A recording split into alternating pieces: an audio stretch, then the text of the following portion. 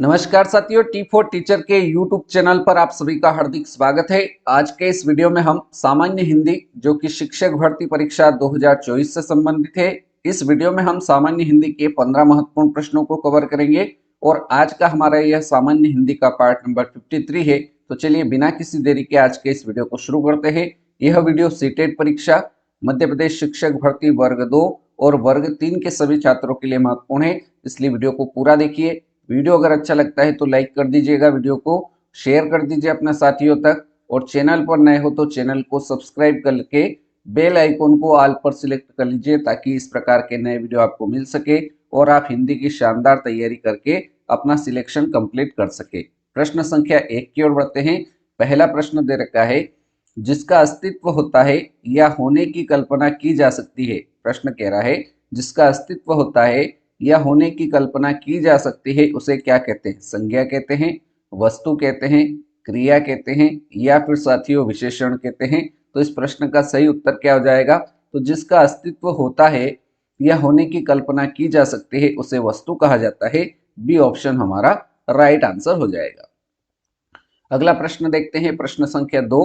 ईश्वर की कृपा से एक मुख भी खालिस्तान बन जाता है। ईश्वर की कृपा से एक मुख भी खालिस्तान क्या बन जाता है? स्वस्थ बन जाता है, बलवान बन जाता है, धनवान बन जाता है या फिर वाचाल बन जाता है। तो एक मुख जो बोल नहीं सकता है, अगर उसके ऊपर ईश्वर की कृपा हो जाए तो वो क्या बन सकता है? वाचाल बन सकता है, मतलब वो बोल सकता है। राइट आंसर इस प्रश्न संख्या 2 का ऑप्शन डी सही उत्तर हो जाएगा। अगला प्रश्न है प्रश्न संख्या 3। भारतीय ज्ञानपीठ पुरस्कार किस रचना पर मिला है? भारतीय ज्ञानपीठ पुरस्कार इनमें से किस रचना पर मिला है? तो भारतीय ज्ञानपीठ पुरस्कार चिदम्बरा रचना के लिए मिला है। और यह रचना किसकी है? अगर ऐसा प्रश्न पूछा जाए तो यह रचना सुमित्रा नंदन पंत की है। चिदम्बरा किसकी रचना है? सुमित्रा नंदन पंत की है।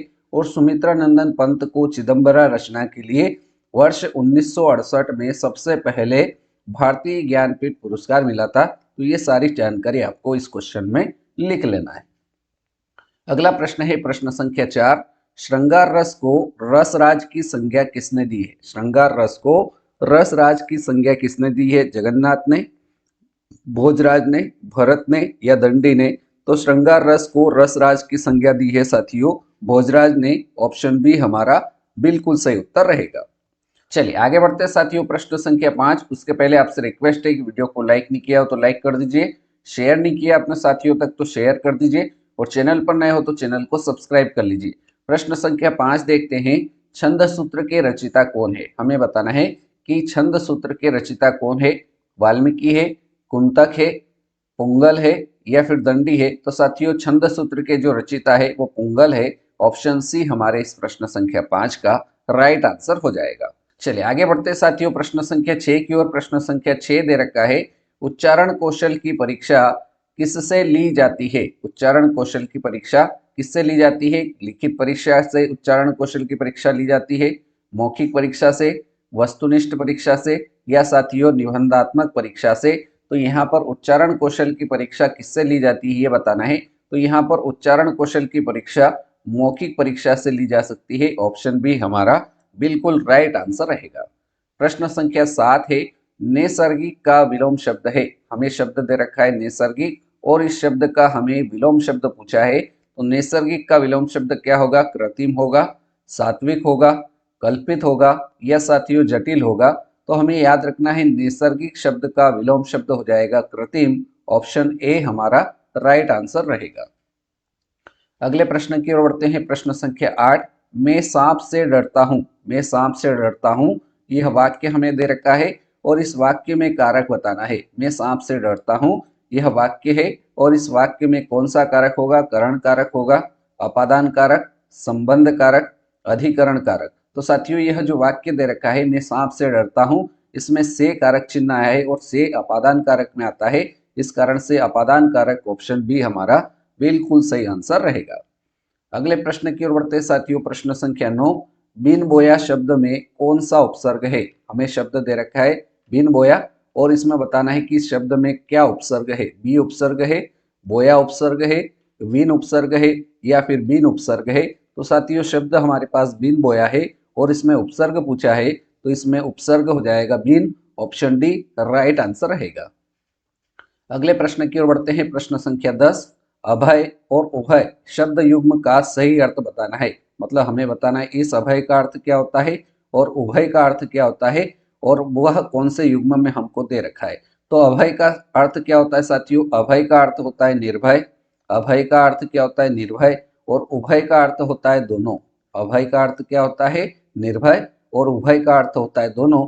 तो निर्भय और दोनों युग्म आपको ऑप्शन ए में दिखाई दे रहा है। इस कारण से प्रश्न संख्या 10 का जो राइट आंसर होगा वो हमारा विकल्प ए के साथ रहेगा। अगला प्रश्न देखते हैं साथियों, प्रश्न संख्या 11।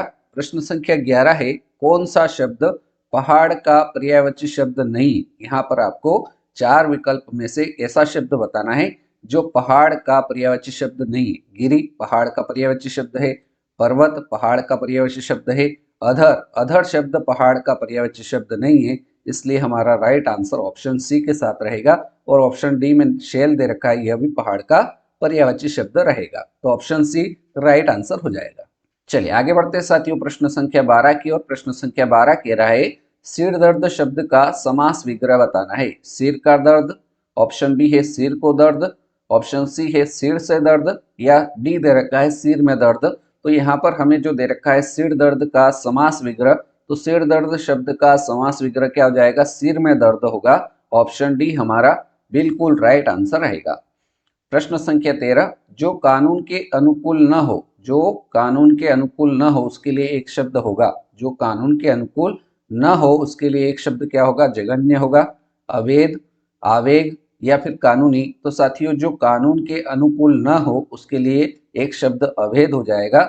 ऑप्शन बी राइट आंसर इस प्रश्न का रहेगा। अगले प्रश्न की ओर बढ़ते हैं साथियों, प्रश्न संख्या 14, मिट्टी का माधो, मिट्टी का माधो होने का अर्थ बताना है। मिट्टी का माधो, इसका अर्थ क्या है? समझदार होना। ऑप्शन बी है मिट्टी की मूर्ति, सी है कृष्ण की मूर्ति, ऑप्शन डी है बहुत ही मूर्ख। तो साथियों मिट्टी का माधो होने का अर्थ हो जाएगा बहुत ही मूर्ख। ऑप्शन डी इस प्रश्न का करेक्ट आंसर रहेगा। और साथियों अब बारी है आज के इस वीडियो के अंतिम प्रश्न, प्रश्न संख्या 15। प्रश्न संख्या 15 दे रखा है, दाल रोटी शब्द में कौन सा समास है? यहाँ पर हमें शब्द दे रखा है दाल रोटी और इस शब्द में हमें समास पूछा है। कर्मधारय समास होगा, तत्पुरुष समास, द्विगु समास या फिर द्वंद्व समास। तो साथियों हमारे पास जो शब्द है द्वंद्व, इसमें दाल रोटी, इसमें दोनों पद प्रधान है। इस कारण से यहाँ पर जो समास हो जाएगा वो द्वंद्व समास हो जाएगा, क्योंकि द्वंद्व समास में दोनों पद प्रधान जहाँ होते हैं वहां पर आपका द्वंद्व समास होता है। तो ऑप्शन डी इसका करेक्ट आंसर रहेगा। तो साथियों इस प्रकार से आज के इस वीडियो में हमने शिक्षक भर्ती सामान्य हिंदी के 15 महत्वपूर्ण प्रश्नों को हल किया।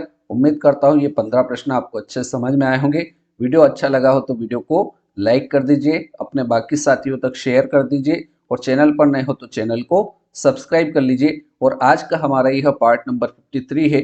यदि आपने इसके पुराने पार्ट नहीं देखे हैं तो उसकी लिंक वीडियो के डिस्क्रिप्शन में दे रखी है, वहां से आप इसके बाकी पार्ट देखकर अच्छी तैयारी कर सकते हैं। तो आपने वीडियो को पूरा देखा उसके लिए बहुत बहुत धन्यवाद। अगले वीडियो में मिलते हैं ऐसे नए प्रश्नों के साथ। तब तक के लिए जय हिंद, जय भारत, वंदे मातरम।